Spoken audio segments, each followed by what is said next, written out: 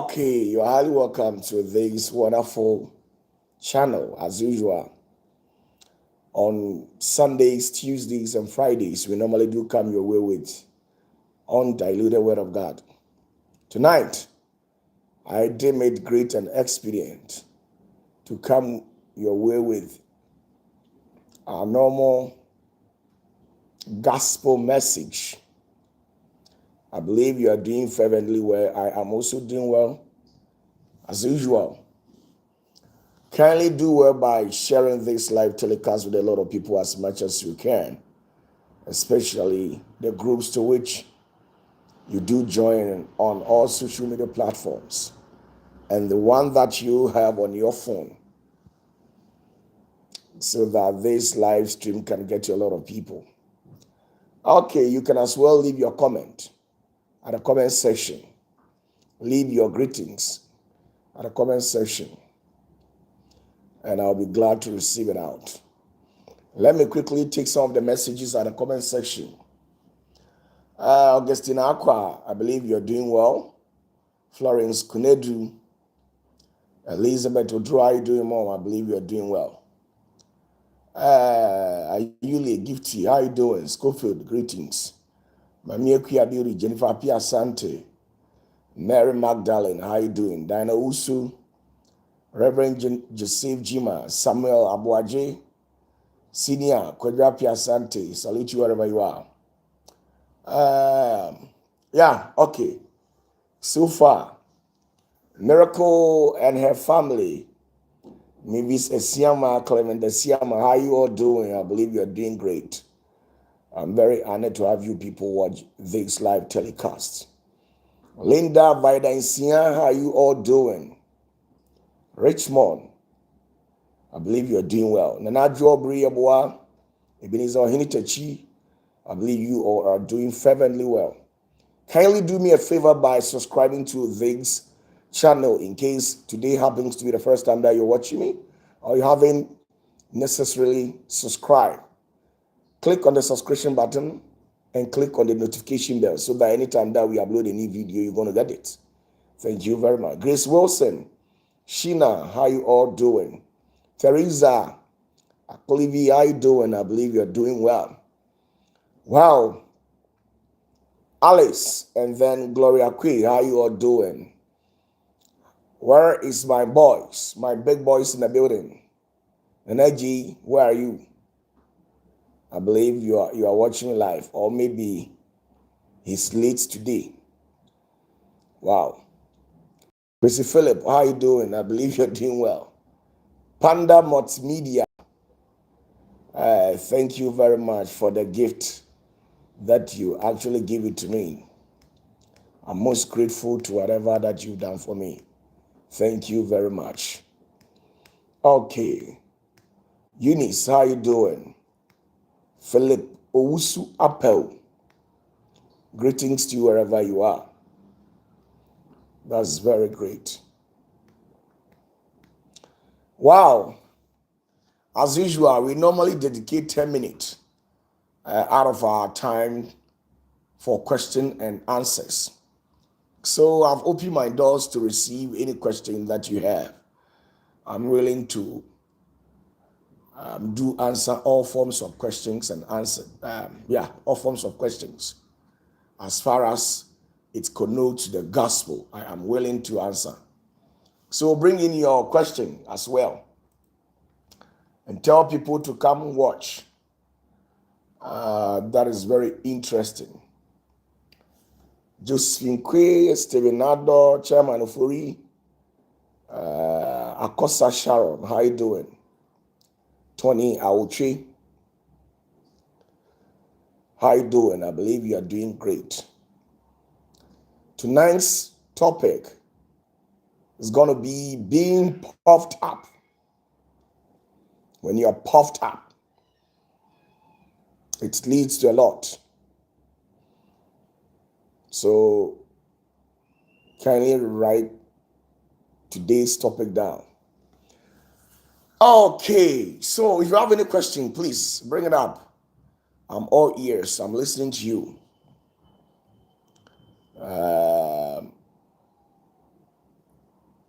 Yeah.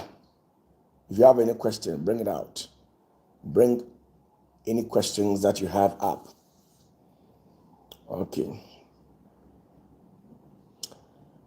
Jennifer Pierce Sandy says, Papa, is it a good idea to be buried in your own house, compound, rather than the cemetery? Yeah, of course. The house certainly belongs to you. So whatever you wish to do with it, it's your own bona fide property.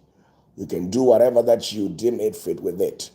So you can choose if only the government agrees, or you go through the necessary documentation to acquire that. You can do it. It's your own bona fide property, and it's accepted. Wow, that's very interesting.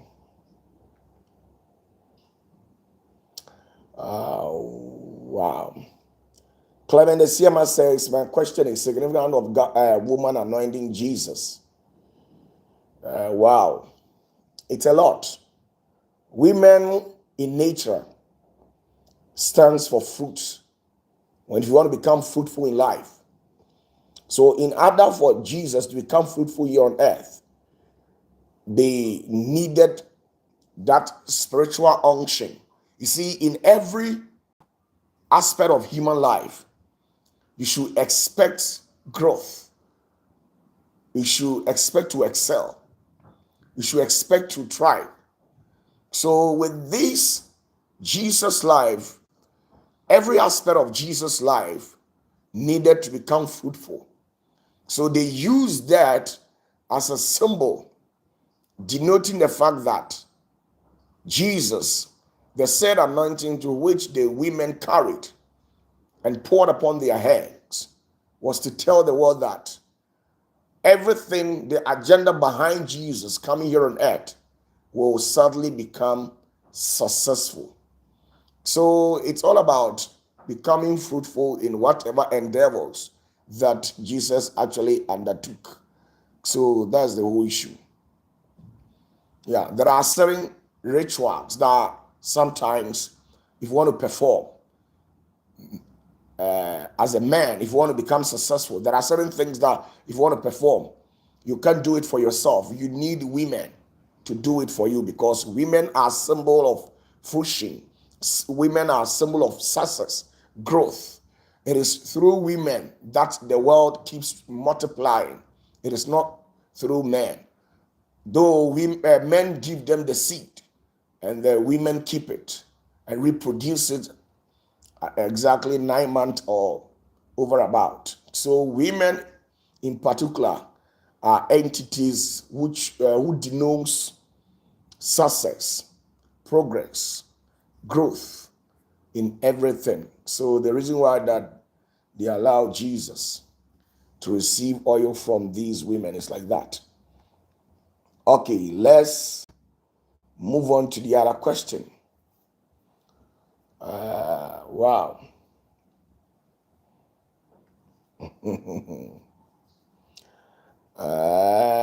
Wow.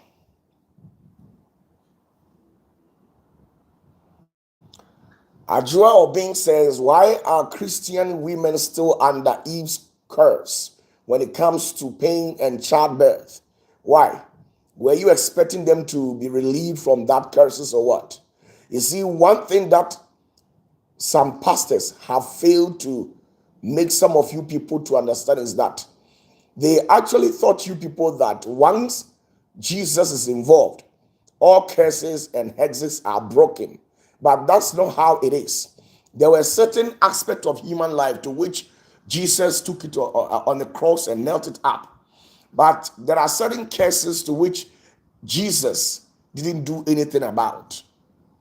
It has remained permanent till thy kingdom come, until a next dispensation or a new civilization, then God will decide what exactly to do with it.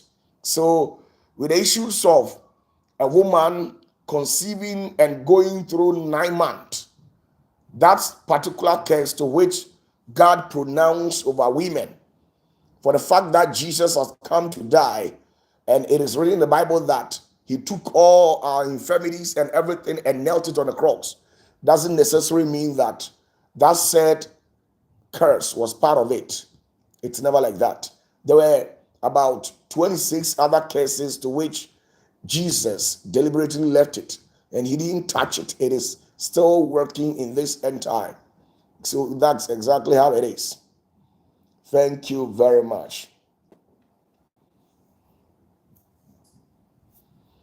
Jeffrey will say, I believe your question, I've once answered it before.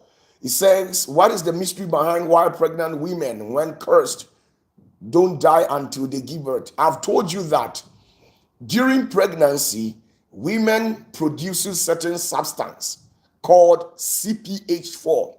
And probably because of that, it possesses some supernatural abilities. And probably because of that, it doesn't warrant or give way for any evil spirit to harm them. When you assign any evil entity to cause harm to any pregnant woman, that said spirit will tell you that unless the woman gives birth. And some of these things do happen probably because of that substance to which the woman produces during the pregnancy stage. So that thing becomes a sort of protection around the woman. And sometimes it's not probably because of the pregnancy or the said substance. Some of these children to which they carry in their womb possesses certain supernatural abilities. Let's take the mother of Jesus, for instance. Let's assume that during the pregnancy stage of Miriam, to whom many called as Mary in this end time, if there were some set of categories in the society who had the perception of going in there to harm Jesus, do you think the spirit that was protecting Jesus would have sat down, looked unconcerned, and allowed people to carry out their evil agenda against that pregnant woman called Mary? That wouldn't have happened, because right from infancy, Jesus possessed a supernatural ability. He possessed a divine power. So some of the children that we've given birth to, majority of them are spirit incarnate. Majority of them possesses some powers. And probably because of that, they wouldn't love the situation where you can cause harm to their mom. So sometimes when they are pregnant, women receive certain benefit, either from the child or the divine realm. So these are some of the things that contribute to the reasons why when women are pregnant and you do something to them spiritually, negatively, it wouldn't work, especially when you make pronouncements of curses over their life, it will not work, probably because of some of these things that I've made mention. So thank you very much. Wow, today I think people have a lot of questions over here. Reverend Adakwa says, please, Dad, is it right to have church house close to cemetery? No, it is never. It is never right. It is never right. In the olden days, the reasons why they had a lot of cemeteries, churches close to a lot of cemeteries, was probably because those churches, we don't value it. We don't value those churches, right? Because you can't tell me that the Spirit of God should descend among the dead. It doesn't work like that. Any place dedicated for the worship of Christ must be holy, and that particular vicinity must be preserved at all costs. Not necessarily building your church closer to a cemetery. What has that got to do with Jesus? Try and understand how things work spiritually and physically. So when you build your church closer to cemetery, you have a lot of questions to answer before the Spirit of God. Thank you very much. I believe I've answered your question. Clemencia, thanks, Papa. Again, why did Jesus ask the disciples who was he? Papa, I have more questions, please.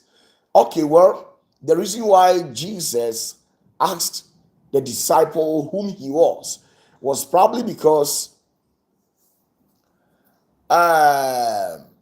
Jesus wanted to understand some of his disciples, query them, and get to know if they themselves, they believe in him. And at the same time, They know the personality that they are dealing with. So these are some of the reasons why that Jesus kept on asking his disciples whom exactly he was. Okay. You see, there are certain things that sometimes we are not being taught in churches.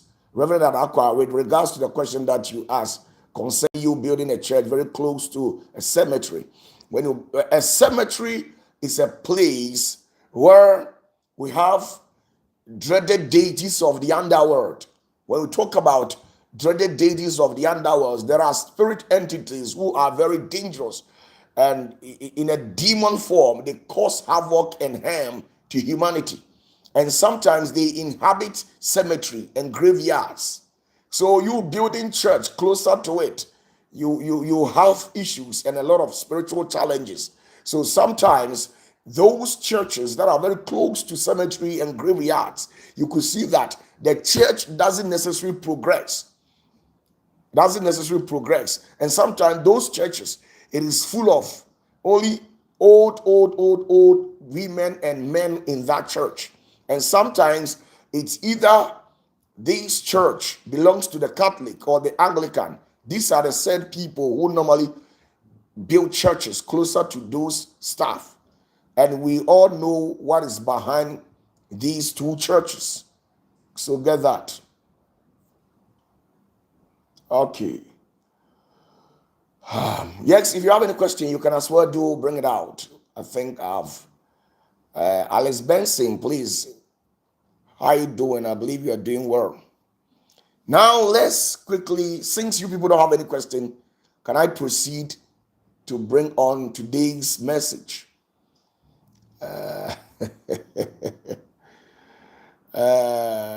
Being puffed up. Over this year, especially 2025, it has become a hectic year for Ghana, to be precise. We have lost countless of prominent people across the region. When it comes to Ashanti region, we have lost about 3 prominent individuals here in this region.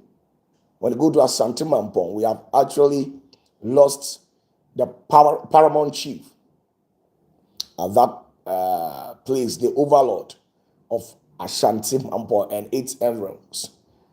Now, the entire Ashanti kingdom at large, we have lost our queen mother. And at the same time, Asokore Mampong, paramount chief, we have also lost him. And then I think his queen mother too, we have also lost her.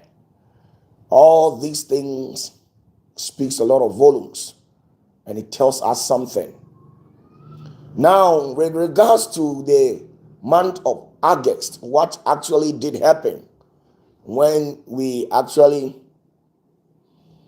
experienced this highly unprecedented helicopter accident where we lost about 8 prominent persons in this country. So for all said and being done, I can tell you that this year has not been a good year for us. We have lost a lot of prominent people. Only for us to wake up this morning and we actually experience another sad news where the great apostle has also left us. A blessed memory to all these lost souls. I believe that God knows the best. Yes, let me put it that way. I believe that God knows the best. We are still carrying on. Once somebody dies, doesn't necessarily mean that the world will come to an end. We will still carry out with the daily activities. People will keep on marrying, will keep on throwing parties, and keep on doing things as usual. But in spite of all these things, we must remind ourselves regarding certain things. Now, there are certain prominent individuals across the global world who were very fortunate to have graced the earth, and due to the laws of nature, they are no more in existence. And during their time, some of these individual souls, they did a lot of things. Tonight, I am seizing this opportunity to talk about being puffed up. Now, there are people who came to this world whom, according to the infinite wisdom of God, they were very fortunate to have inherit positions. Some were bank managers, some were political leaders, some were traditional leaders, some were religious leaders. The religious leaders, we have the apostles, the elders, the deacons, presiding elders, the deaconesses, the evangelists, the prophet, and a lot. The reason why God puts us into positions of this type is to make sure that the crowd to which we have amassed and are following us, we make sure to introduce them and tell them more about the kingdom of God. But the most saddest aspect of it is that when we inherit positions of this type, we tend to seize that opportunity and lead people astray. The reason why when you read the book of Isaiah, it speaks about God punishing leaders severely. And when we talk about leaders, if you are a businessman who owns a chain of business conglomerate, if you are a religious leader, whether you are an archbishop, a bishop, whoever you are, if you are a queen mother, if you are a king who rules a certain territorial or a certain principality,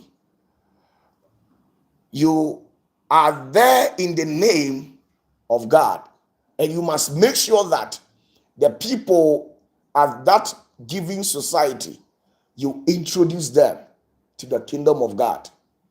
These and many more are the reasons why God put us into positions. But the saddest aspect of it is that sometimes when we inherit such position, we tend to become puffed up. When a man becomes puffed up, what he normally does is that he becomes boastful of himself. They boast themselves in things that are not relevant, things that have become temporal. If you boast yourself with money, material gains, being it that you have about 100 buildings, 10,000 hotels, if you've got about $1.8 billion in your bank account, all these things are temporal things. The reason why that I started my message by saying that over this year we have lost prominent people, I actually began that with such message to tell you that as far as you are alive and you are an occupant of a very sensitive position, a time is coming that you're also going to lose that position. So the question that I have for you right now is, what exactly are you doing to promote the kingdom of God at large? After all, at the end of the day, it's not about your success. It's not about your achievement. It's about the number of people that you have been able to touch their lives once you were here on earth. And touching people's life, it's not about you paying their school fees. It's not about giving them food. All these things are worth substantive. It's very important when you support people in one way or the other.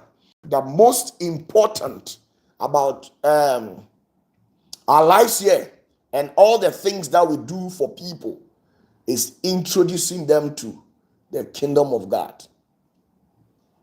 If you are queen mother, if the Ashanti queen mother is no more, you should also understand that a time is coming that you will also be no more. If you're a businessman, a time is coming that you will also be no more. If you are a minister, this years we have lost a minister. And this minister was not just an ordinary minister. So once you have also had the opportunity to experience ministerial appointment or position, it means a time is coming that you leave everything behind. So the biggest question here is, how many people have you been able to introduce them to the kingdom of God? If you are a prophet, if you can pray for miracles to happen, if you have a melodious voices to sing for angels to appear, and yet you don't proclaim the kingdom of God to people, all what you have done have been laid wasted. It's of no benefit. When in my capacity as a prophet, if I pray, if I prophesy for things to happen instantaneously, and I don't lead people into the kingdom of God, all the said miracles that I've performed, all the things that I have done, it has been laid wasted. There are some people who were given the opportunity, but they couldn't utilize it. They became puffed up, boasting themselves. I'm the minister. I am the prophet. I am this. I am that. I am this. I am that. There were some men of God who, with their intentions, I don't know if their sort of power was not divine, or maybe somewhere along the line they deviated. There are some pastors in this country who God actually puts them into certain position, and instead of them to preach the kingdom of God and the coming year of our Lord to people, they never did that. What they did was to become puffed. They became boastful of what they have achieved and what they have acquired.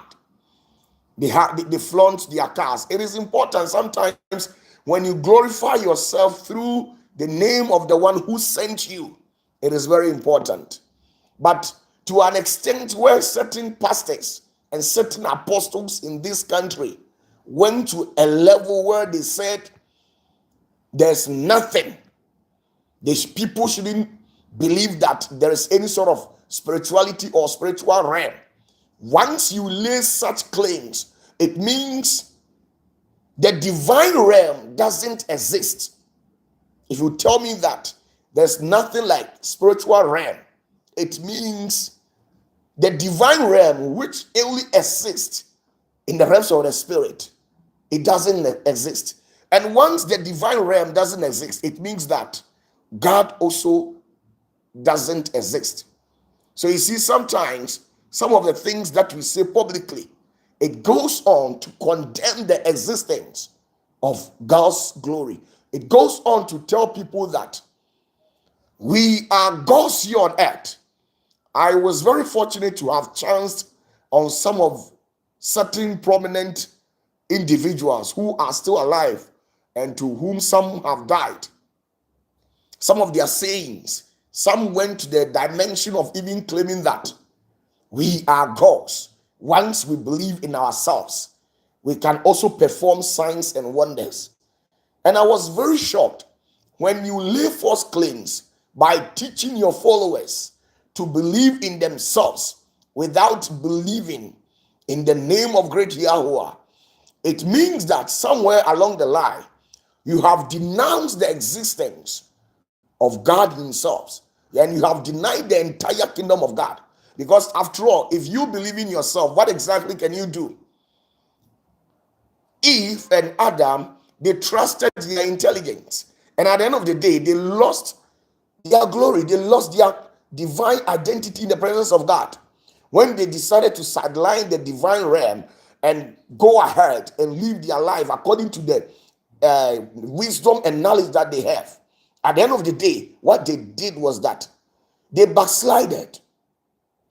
So the agenda is to get people glued to the Spirit of God. The agenda was to get people glued to the Spirit of God. The agenda was to introduce people and individual souls to the kingdom of God. But sometimes when God gives us this position, we tend to abuse it. Let's see something in the Bible. 1 Corinthians chapter 4. 1 Corinthians chapter 4. I've once heard that some of these so-called prophets and apostles who claim to have performed miracles in the name of God, some are even saying that there is no judgment day, there is nothing like hell, and there is no Jesus. Sometimes all these things, we will answer them one day. Yeah, let me be frank to you people. Let's open our Bibles to 1 Corinthians chapter 4, verse 17 to 21. One day, the Spirit of God is going to hold us accountable in some of the things that we say publicly to people. The number of people that we have led them astray. God is not going to let us go scot-free just like that. Let's see something in 1 Corinthians chapter number 4, verse 17. It says that, for this cause have I sent unto you Timotheus, who is my beloved son and faithful in the Lord, who shall bring you into remembrance of my ways which be in Christ. You see, the reason why God chose Timothy in the Bible was because God wanted them. God actually wanted Timothy to bring people into the remembrance of the ways of God here on earth. So you don't just get up and become a king. You don't just get up and become a queen. You don't just get up and become whoever you think you have become. If God hadn't permitted, under no circumstance would you have been able to mount to that level to which you see yourself in a society. If you are a head teacher, a head mistress, whoever you are, God has given you that position because he wants you to introduce the kids at that particular said institution into the kingdom of God. Introduce them to the kingdom of God. You don't go there, seize power, and begin to mislead some of these children by blaspheming God's kingdom and using the said positions to which God has given to you to pursue and fulfill your own evil and satanic agenda. Things doesn't work like that.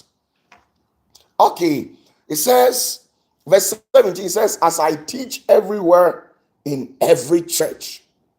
So the main agenda of you becoming a spiritual head, the superintendent of a church, is to teach the ways of Christ. So when and how did we end up by an apostle laying false claims that humans are gods? Sometimes when you say some of these things, it means you are blaspheming the ability and the capacity of God's kingdom and the divine realm at large. When you lay false claims like this, when you teach people wrongly like this, you are blaspheming the kingdom of God. You are making God look powerless, and you are suddenly equating men to the kingdom of God.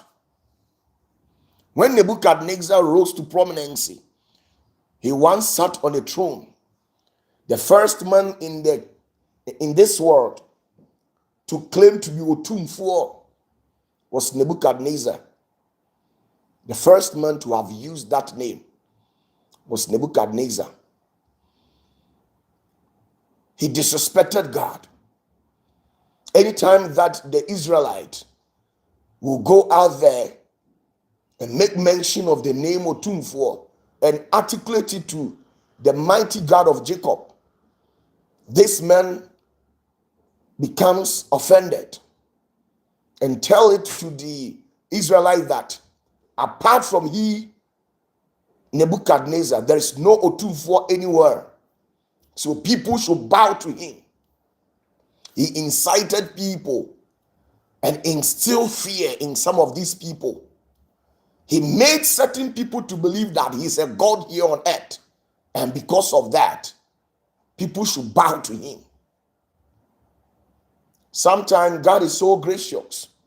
When a man decides to exhibit certain attitude, he will keep quiet and look at you and let you do whatever that you want to do. But the very moment that God's Spirit will decide to respond to you, you will not like it. Sometimes God will keep quiet, silent himself as if he doesn't exist, and let you carry out along with whatever thing that you have initiated, whether being it in action or attitude. But the very moment God decides to respond to you, you will not like it. These and many more are certain persons that we have in a society who are also pursuing same agenda. Okay, let's move on. Verse 18 says, 1 Corinthians chapter 4, verse 18. It says, now some are puffed up. Some are puffed up. Some have become boastful. They don't talk about the kingdom anymore.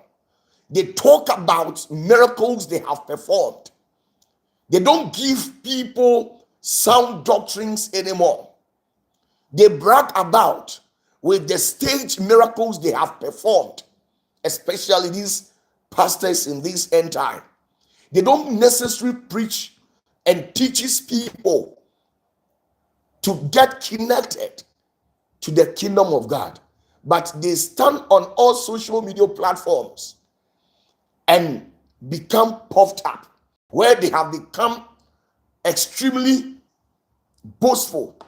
They talk about the false miracles to which they have performed. Sometimes all these miracles that these so-called pastors preach about, they have never done it.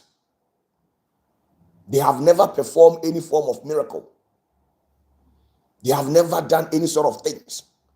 All those people who stand in their church right in front of camera and give out testimonies, majority of these testimonies are false testimonies.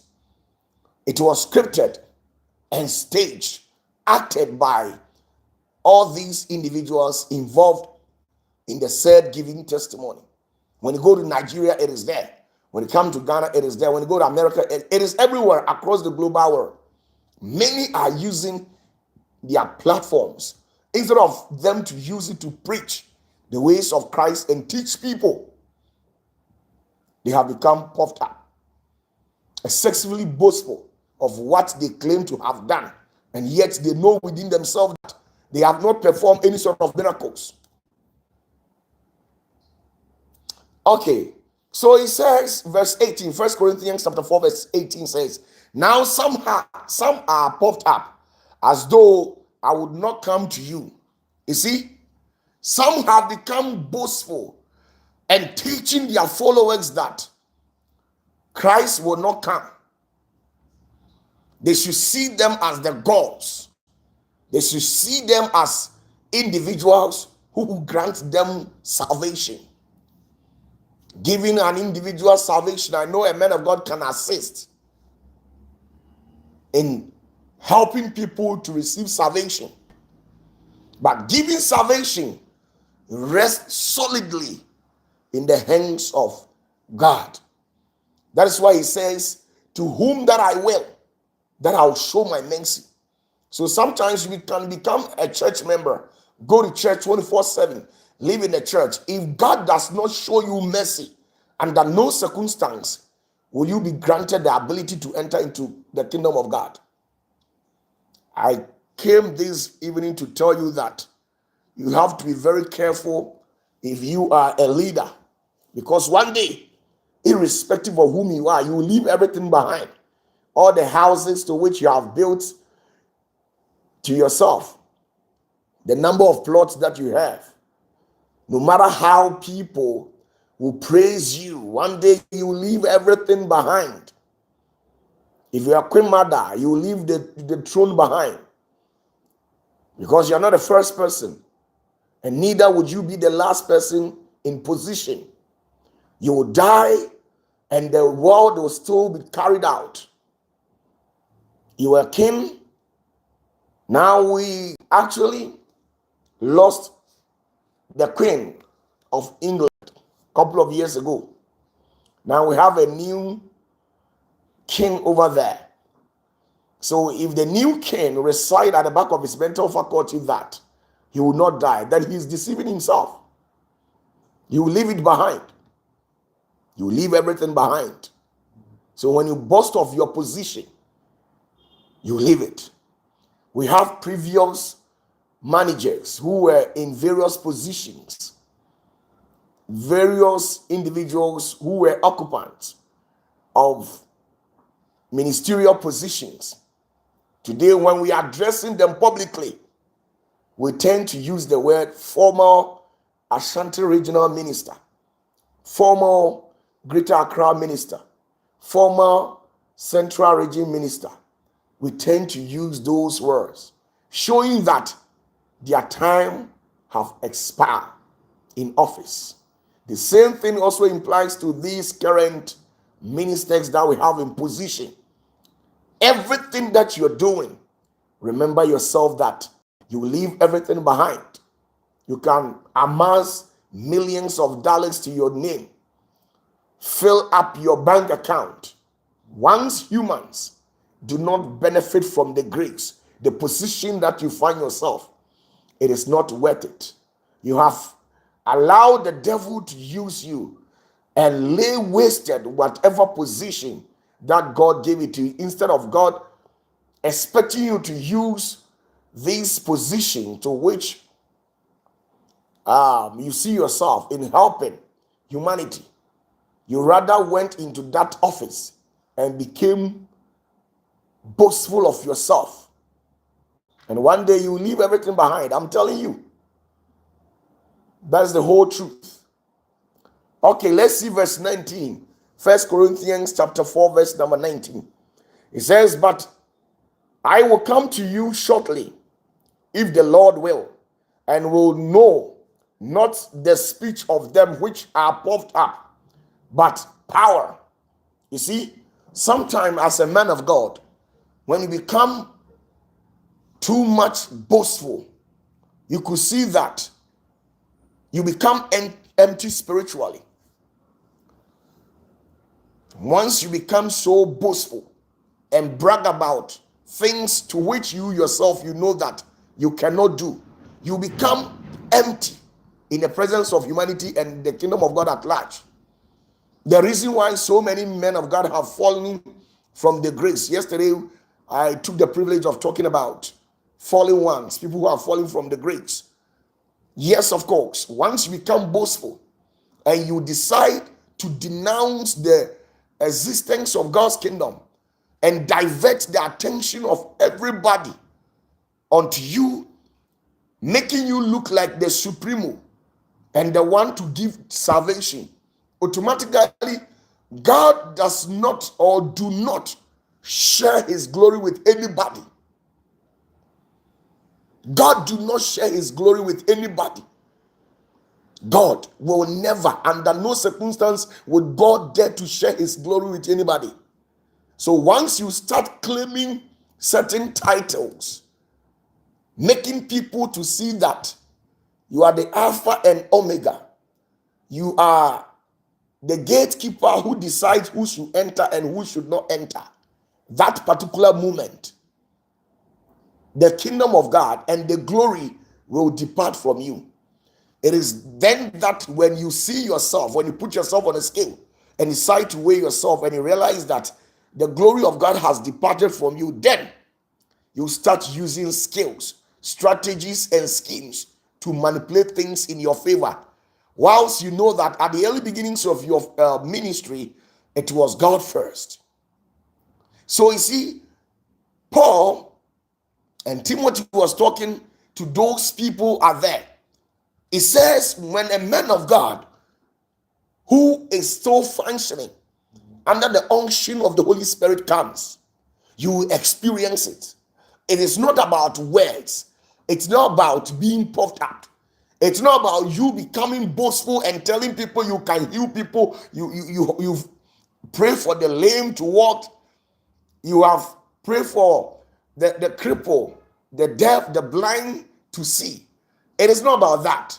But when such men who carries an unmeasurable grace, when they come and they are talking, you will experience within your spirit and your soul that, in fact, these men are men of power, but not words. Let's see something, verse 1 Corinthians, verse 4, chapter 4, verse 20. Let's see something. It says, for the kingdom of God is not in word, but in power. The kingdom of God is not in words, it's in power. It's not about you going around bragging to people that I've prayed for this to happen, I've prayed for this to happen. It is people themselves who will experience the realities of you. It is people who will go out. When the woman had encounter with Jesus, the woman experienced the realities of the power. So he actually went to tell the world that, hey, you all should come and see something. I have met a man who has said everything that I've done in the past to me. It shows the reality of how Jesus was. Everywhere that Jesus went, he kept on saying the kingdom, the kingdom. He intentionally kept on speaking about the kingdom of great Yahweh. That's exactly how every man of God is expected to present himself at any place where they found themselves. Most of the times, when you listen to me carefully, most of my teachings, you could see that I keep on advocating the kingdom. I don't necessarily teach people just to influence or persuade them to come and love God. It doesn't work like that. I teach people the realities of how the kingdom of God is and how God is willing to accept all and sundry, irrespective of your tribe, your race, or whatever, your job profession. It is never like that. God, in his own infinite wisdom, knows why he created you that. So I always preach about the kingdom, and tell people what the kingdom of God can do for humanity. But when a man rises shortly to denounce the existence of spiritual world, it means that, in other words, you have denounced the existence. Why? Because the Bible says that the kingdom of God is not in words. It's not about bragging. It's in power. It's in power. The kingdom of God is in power. And power is all about spirituality. Power is all about the divine. We are humans, and humans are limited. There are certain dimensions to which we can't access unless we denounce our mortal bodies and cling onto the spiritual being in us. Sometimes there are certain things in the realms of the spirit to which human mortal bodies can't comprehend unless you do away with your mortal body and focus on the inner man in you before you can get access to some of these higher realms. So when you tell me that nothing of that sort exists, it means any wise and a smart person with the discernment of spirit should be able to ascertain that the pastor who is denouncing the existence of the realms of the spirit and telling his church members to believe in themselves, what exactly can you do for yourself? If you believe in yourself, those people who keep on telling others that believe in yourself, when you believe in yourself, what exactly can you do for yourself? When you believe in yourself, you can't grant yourself salvation. When God decides to seize your breath tonight, you believing in yourself, you can't restore it back. When God decides to seize your breath tonight, you believing in yourself can never bring it back. Trusting in your own shekels, when it is time for harvest, you can never harvest anything.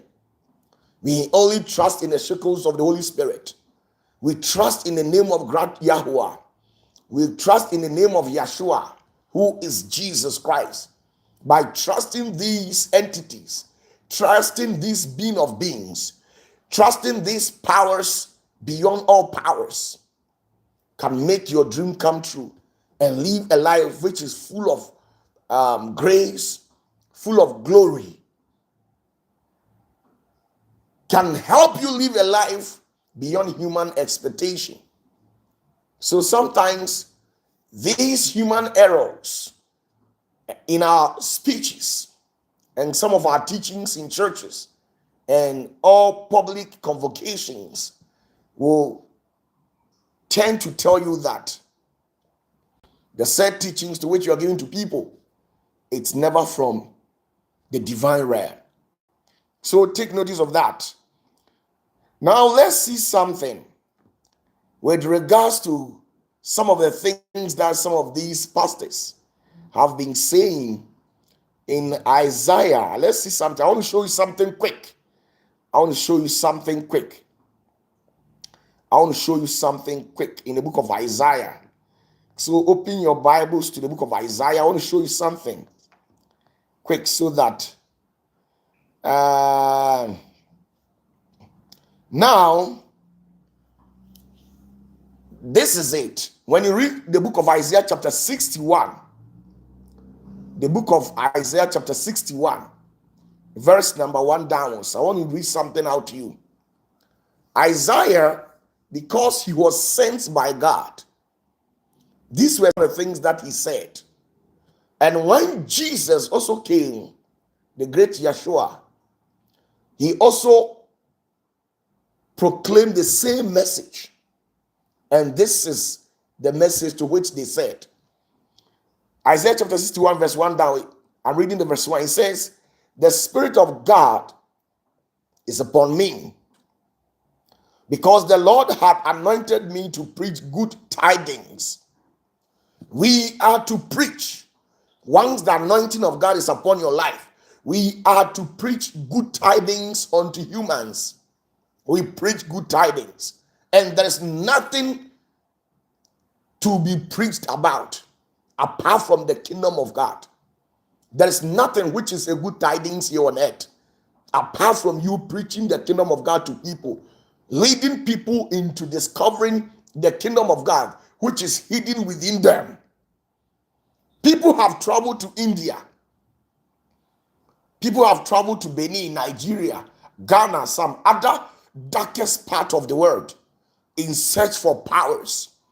Whilst Jesus says he stands at the front of every man's heart and he keeps knocking. If you are willing to open him, he will enter. It goes on to confirm that the God that we have traveled to India to seek for, the God that we have traveled to Benin, Volta region, and then the northern sector to search for, there is a supremos, the highest among them all, is standing right in front of your heart. And the Spirit of God keeps on knocking every now and then. Once you open and give up to the Holy Spirit will enter and grant you whatever that you're looking for. There is no need for you to waste your time and then go and look for visa, look for money for your plane ticket, travel outside the world, all because you want to go and look for powers. You're wasting your time. So you see, it is our major responsibility. Some of the anointing, it doesn't necessarily mean that if we claim that the anointing of God is upon your life, then it means they will pick up some sabroso borges or whatever oil or virgin olive oil and pour it upon yourself. No, it doesn't work like that. That's not exactly how the Bible is actually referring to. But for you to realize that the Spirit of God is upon your life, you have certain position. The fathers in the house, there is an anointing upon your life to groom your children. The mothers in the house, there is an anointing upon your life to groom your family and then your children. the headmistress, the director of education, the head teacher, there is an anointing, an exceptional anointing upon your life. And your major responsibility is to groom the kids. The president of the republic, there is a special anointing upon your head. And the reasons for God bestowing such anointing upon your head is for you to hear the cries, the tears of the less privileged, the vulnerable ones in the society, the poor ones who are physically and spiritually incapacitated. God has put you into that position for you to hear the cries of these people. Regional minister, police commander, the IGP, the medical expert, the legal luminary, whoever that you are, the bank manager, you are into that position in services to humankind and to God at large. So you see, everybody in one way or the other have some special anointing upon themselves. It doesn't necessarily mean that if you have an anointing, you become a prophet. The mindset behind God's anointing is never like that. You see, let me tell you, if you are a king, there is an anointing upon your life. You don't go into that, or you don't champion that position, seize it and use it to be bullying people and cheating people, causing pain to innocent souls. God did not place you into that position. When you read the Bible carefully, you could see that before Saul became king, he went to the prophet Samuel to be anointed. Before David became king, he went to God sent his prophet to go and anoint David in the house of Jesse. Before Solomon became a king, a prophet anointed him. There was a high priest in the kingdom called Zadok. Zadok anointed Solomon and made him a king.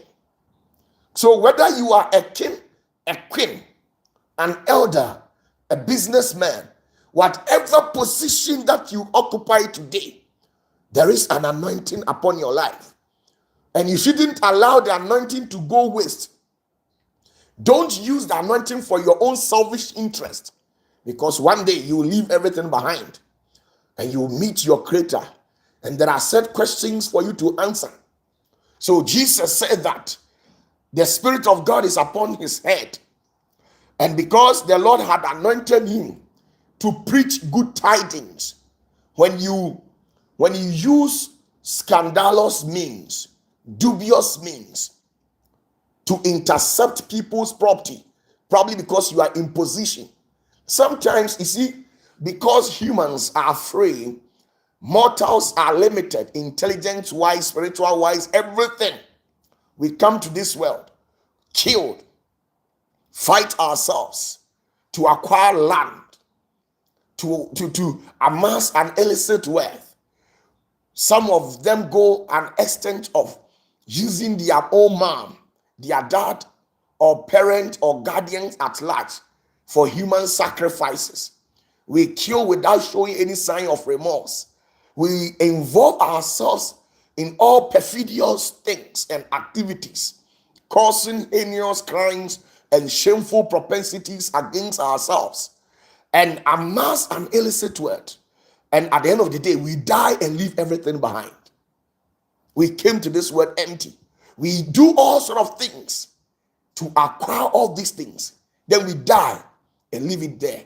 Sometimes, some of you people, the cemetery to where they will go and bury you, it is not even worth it. But when you were alive, you were living in a 6-bedroom mansion, 4-bedroom mansion, 7-bedroom mansion. You were living in a nice apartment, enjoying life. You understand what I'm saying? Some of you people, you are living in a nice apartment. But if you die today, They will take you, wrap you up, and throw you off into some bush. I'm telling you the truth. So the main agenda behind all these things is that Bible says whatever anointing that is upon your life, you should preach good tidings unto humans. Preach good tidings unto humans. You see, then we have, he said, he had sent me to bind up the brokenhearted. When people are down spiritually, you should motivate them. You should encourage them. People who have given up on God, people who have lost appetite for the fellowship of God, you should encourage them. Bind broken hearts. It is your responsibility. You don't go out there and cause pain into people's life. Don't go and cause pain to certain persons. Don't go and make life difficult for certain people who are already suffering in life. There are certain individuals here on earth. There are people who have suffered, and there are some who are still suffering. So you don't go into such people's life and cause pain to them. As a woman, you don't sit there and cause pain to your husband. As a man, you don't cause pain to your wife. You are supposed to bind every broken heart. It is your responsibility. It is your responsibility to bind every broken heart. But these days, we are using the kingdom for our own selfish interest.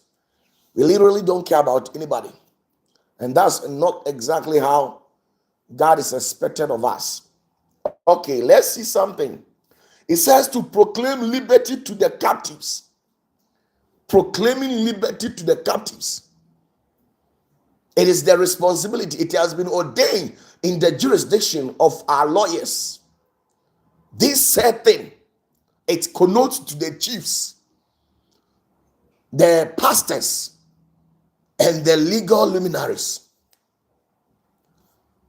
You proclaim liberty to the captives. You set people free, people who are innocent. The security sector, the regional commanders, the captains, the majors. You are to set the captives free. People to whom some have putting them into prison here on earth. Those who have amassed wealth and they are using their money to abuse power. People who are cheating individuals in the society. It is your responsibility to set those captives free. It is your responsibility. It is my responsibility to pray for people who are spiritually going through a lot of problems. If I have the will and ability, it has been ordained in my jurisdiction to pray for such individuals in society. The same thing also implies a judge. You don't take some little coins and turn on the face of judgment in favor of the one who has done evil. It's not supposed to be like that. It is your responsibility, the anointing upon your life. Whatever that you do with it, you give account of it.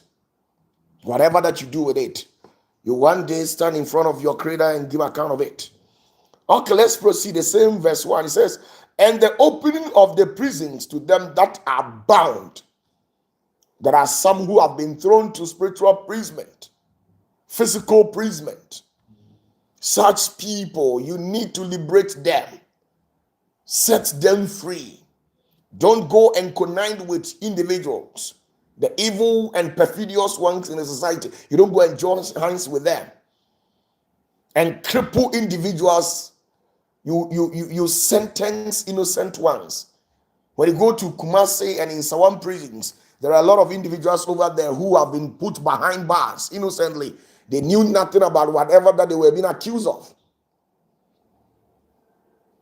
There are some of these judges and legal luminaries They take something small and turn on the face of judgment.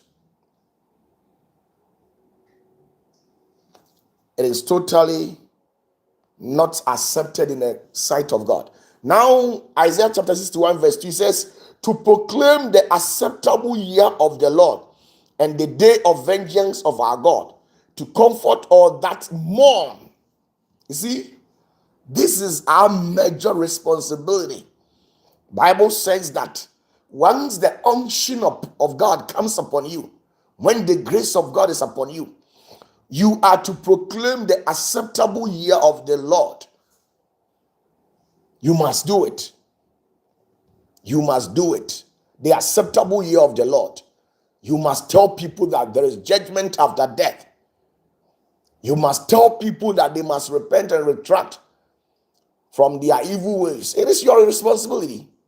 Once it is not by force or being ordained in the jurisdiction of only men of God to proclaim the acceptable year of the Lord. It is never like that. It is not only the men of God who are to do that. If you are a headmistress, you are part of it. You are to proclaim the acceptable year of the Lord. You teach your school. You don't go there and encourage lesbianism. I know a lot of people who are involved in those things. You don't go there and encourage students. You yourself, you don't recruit individuals to partake in such evil practices. It is never like that. It has been ordained in your jury, within your mandate. You don't go there and recruit young girls to become lesbians. I know it is ongoing in some of these female schools. When you go to these senior high schools, some of the mistresses and their teachers and staff, all these prefects, people in higher positions, they are part of this agenda. Majority of them, they are part of these lesbians and LGBTQ or whatever plus or S or whatever it is. They are part of it. And it is not in the will of God. God gave you that position to shine the glory of God at all corners of the earth. It is your responsibility. So you see, when you read it down, you see the exact things to which we are supposed to do with the sort of glory that is upon our life.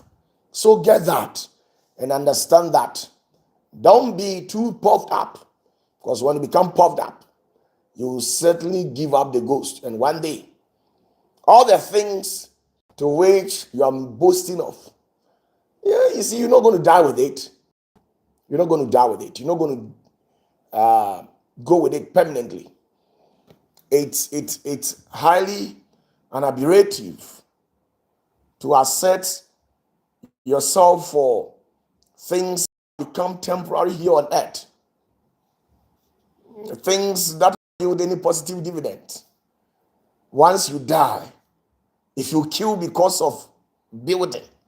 Sometimes when I hear some of these individuals, it is good for you to do investment, especially when you enter into the real estate section. It is very important to do business. So if we're a real estate mogul and you have about 10,000, 20,000 buildings out there to which you use some for Airbnb and rental purposes and apartment purposes and stuff like that, it's very important. But the question here is that when you die today, all these, your Airbnb, it clicks out. When Kama Sutika, this is a man that I respect so much. May he rest in perfect peace. He had a lot of buildings across the country, and he had employed a lot of individuals, at least not less than 500. Yeah, I stand to be corrected. When you go to a Doom, majority of the top towers over there belongs to Kama Pharmaceuticals. Today, the man is no more alive. So when he died, He didn't go with all the top skyscrapers to which he has put out there. He has left everything behind. So if Karma didn't go with his own, the same thing also implies to your own. The houses you have built for yourself, you will not go with it. You will leave everything behind. Once the Creator decides to seize your breath, that is the end of your life. Everything that you own to your name, it ends over there. Anything that you have become, boast of it. Keep on bragging with it. I've got 30 cars, 50 cars. I've got $4 billion in my bank account. All these things become wasted. You can't survive with it. You can't survive with it.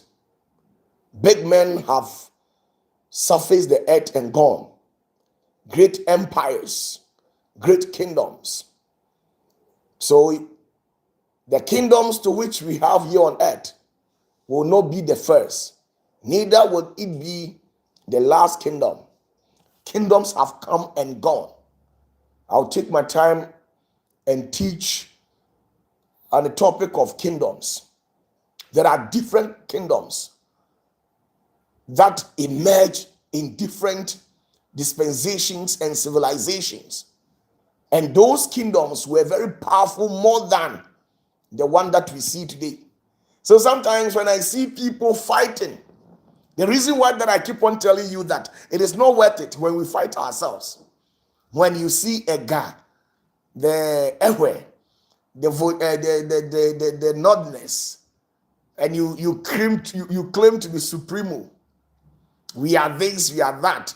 Our tribe is this, our tribe is that. Let me tell you.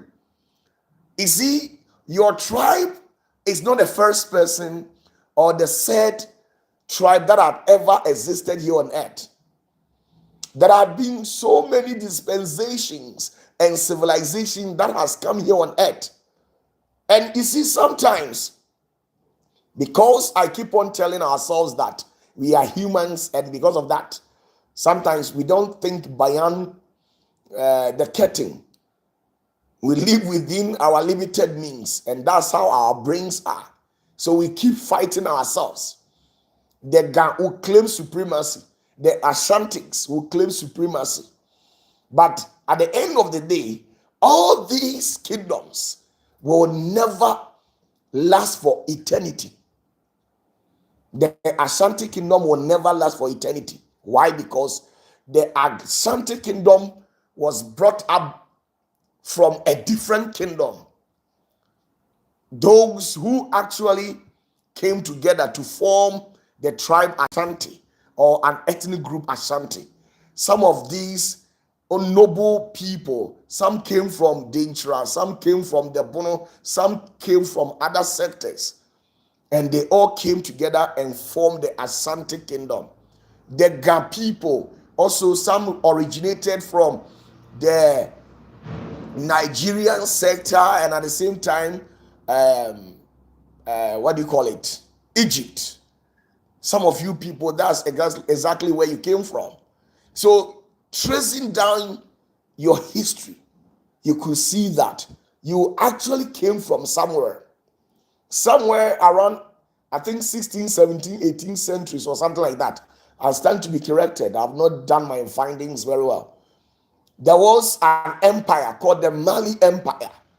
There was a man called Mansa Musa, the richest man of them all. But today, his kingdom has been torn apart. When you go to Mali, as I speak with you, the Mansa Musa's kingdom, it is no more in existence.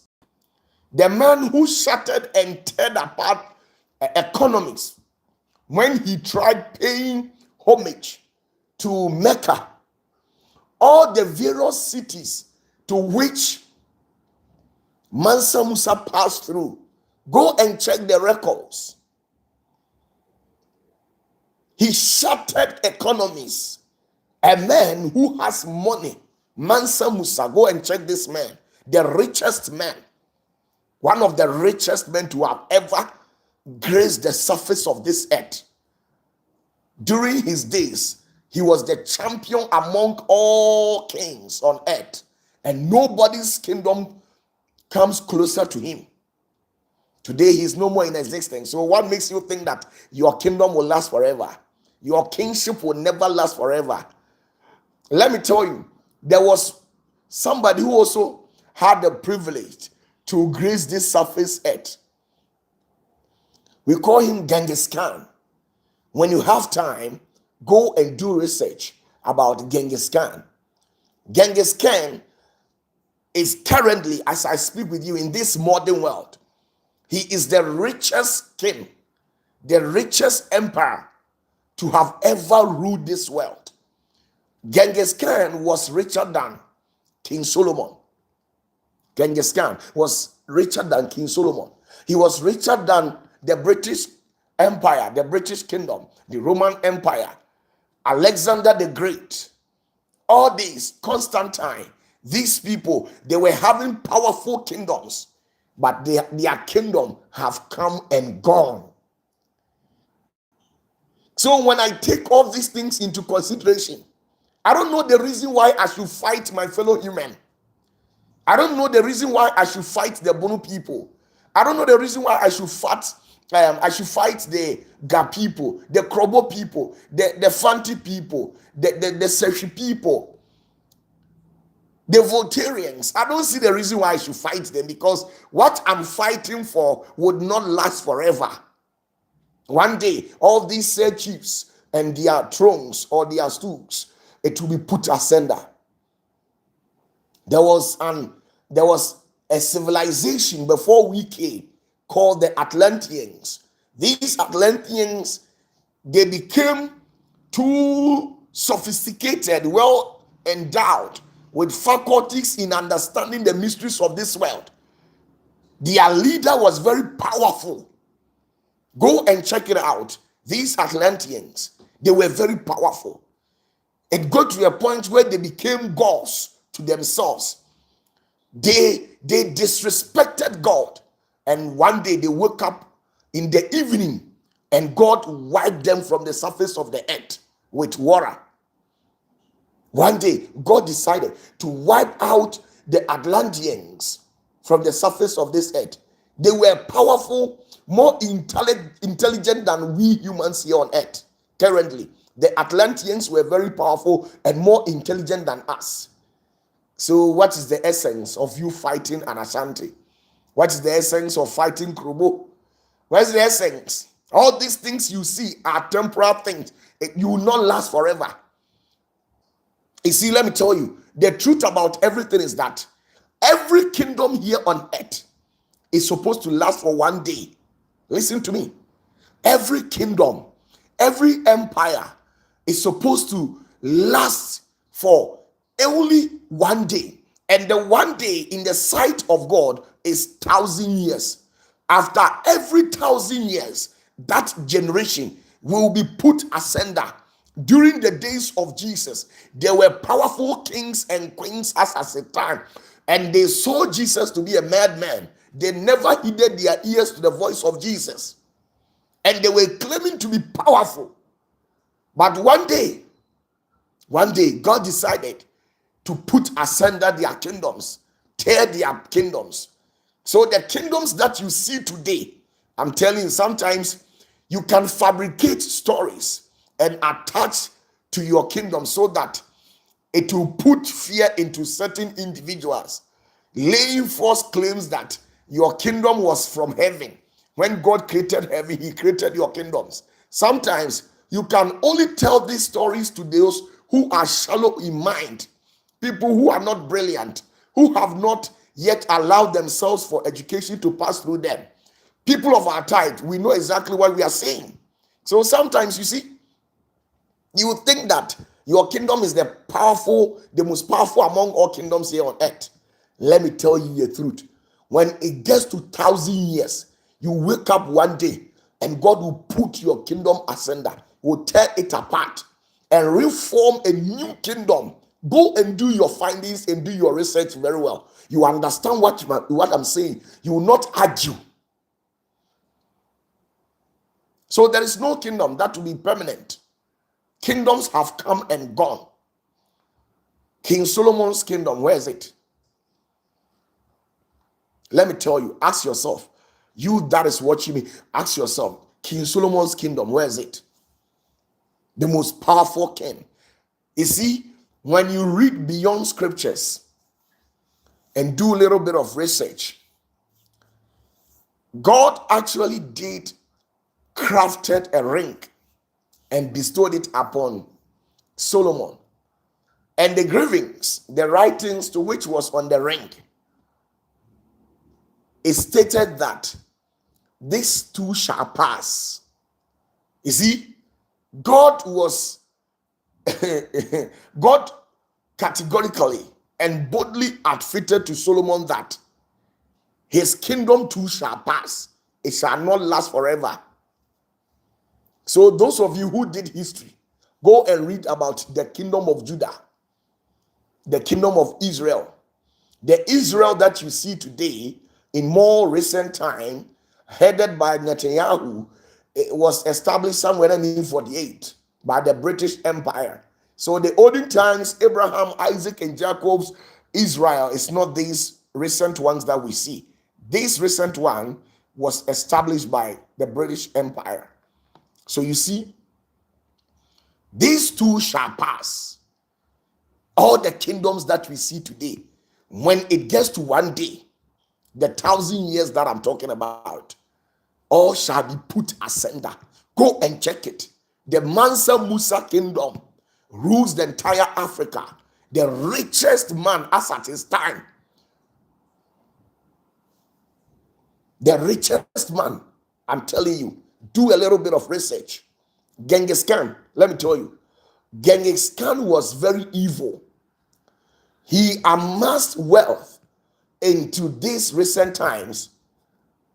Now, people are saying that the sort of wealth to which Genghis Khan amassed to himself, it is worth over trillions of dollars in these recent times. And you know the means to which Genghis Khan devised to amass such wealth? During the times of Genghis Khan here on earth, he killed more than 10 million people. He himself, he killed more than 10 million people. He ruled in China. Go to China and do that research. A man who rose to prominence called Genghis Khan. He killed a lot of people and destroyed a lot of individual souls. So you can be a king and engage in all scandalous activities. After all, you will not pass 100 years, then you die and go. You die and go with all your self-acclaimed titles. You can even say you are God. God will not care. When it is time for you to die, you realize that all the things that you said it because you were human. And humans are limited in knowledge. Humans are limited in wisdom. You will not be there forever. Go and do your research. When you do your research, you understand certain things. Sometimes the reason why I don't necessarily prioritize material things is because all these things are not worth substantive. And it will not be there forever. It will not be there forever. The things you're craving for, the things you are killing for, the things you are fighting for, it will not be there forever. You can boast of your kingdom. Our kingdom came from God. It was a spiritual head who chanted a certain throne appear from the sky, which means it was God who established it. You can say all these things just to make your kingdom look beautiful and more appetizing, and just to intimidate and put fear in humanity. But I'm telling you that when the kingdom gets to 1,000 years, since this civilization is not the first civilization to have ever existed, there were so many civilizations who were using powerful tools more than our own. You will leave it. Now, when you talk about the Tower of Babel, They will tell you that people were trying to build a tower just to get to where God is. And when God saw to it that these people have become united in one accord, let's go down there and put them asunder. So God, in his own infinite wisdom, decided to tear them apart, confuse them, and give them different language to which they themselves, they were not familiar. And this brought about dispersion of some of these individuals across the global world. Let me tell you, if you tell me that your kingdom will exist forever till thy kingdom come, then your kingdom has challenged the authority of heaven. In the realms of the spirit, there is no kingdom that is supposed to last a day. I'm talking to people who are wise. In the kingdom of God, there is no kingdom here on earth that will last longer, more than a day. And one day is equal to 1,000 years. So the world, as I speak with you, will never know peace. Because if the world decide to know peace, then it means that all the things that we have established here on earth will never be destroyed. Because once there is peace, nobody will fight. When a certain kingdom is heading to 8,000 years, the angels of God will be sent here on earth, confuse us, influence us to fight ourselves, so that they will put asunder that said kingdom. So don't be boastful of your kingdom. Your kingdom will not last forever. Be boast of great Yahweh, the Aleph. Be boast of Aleph. The man who gives lives. So all these kings whose videos and voices have been surfacing on the internet, who have been claiming that our kingdom was from God and God decided to gift us. You can lay all false claims and tell us Kokwanan's story just to put fear and intimidate individual and make your kingdom look as if it is the primus inter pares of all kingdoms. You can do it. Nobody cares. But I tell you, your kingdom will never exist forever, because the kingdom of Mali never existed till thy kingdom come. When it got to their year, God decided to put them asunder, tear them apart, and divide them and break the kingdom. Why? Because there is no kingdom that is meant to last forever.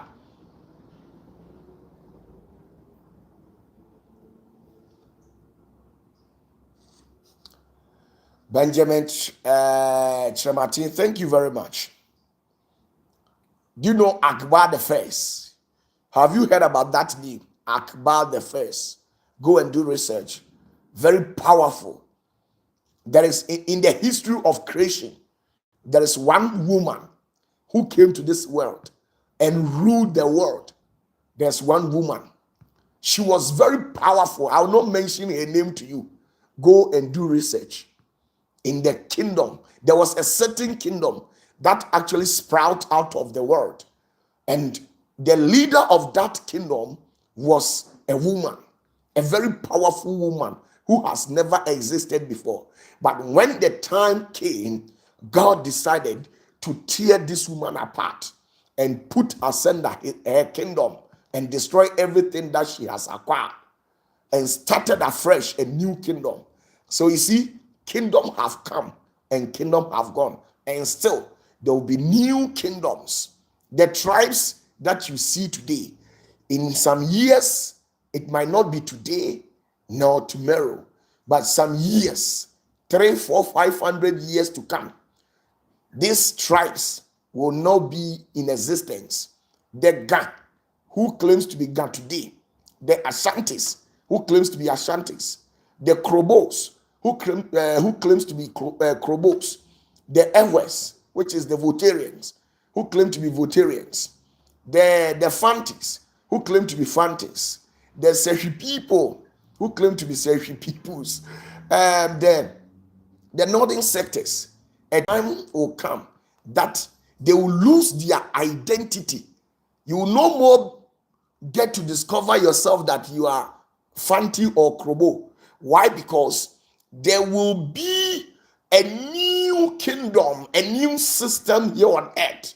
And those people who will foundate the new kingdom will give themselves a new name.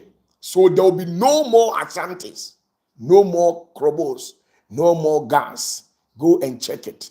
History will tell you to humble yourself because kingdom have come and kingdom have gone. I'm telling you the truth. Go and check history.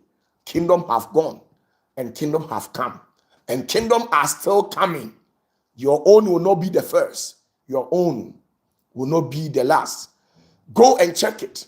God wrote something on the finger or on the ring of Solomon. He says, Solomon, I have given you powers. You see, the most interesting aspect of Solomon's ring was that God imbued powers into that ring to an extent that Solomon was able to use the ring to command and rule the spiritual realm.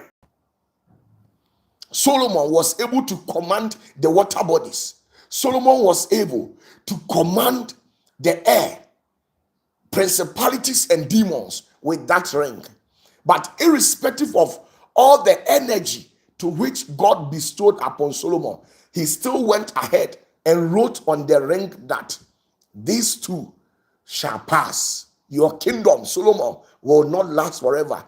Your father's kingdom, who is David, didn't last forever. So what makes you think that your kingdom will last forever? What makes you think that your kingdom will last forever? So sometimes when I watch people fighting over things, I just have to stay mute and shook my head just like that, because the only kingdom that will exist forever is the kingdom of great Yahweh. Tonight, I came to tell you that kingdoms have come and kingdoms have gone. Being puffed up is never what is expected of you. Whatever position to which you have, please take very good care of yourself. I respect you so much. Don't be offended because I've spoken the truth to you. Thank you very much. God bless you and bless you as well. Thank you. Tomorrow happens to be Monday. Catch me up Monday. Tomorrow on Rhyme TV.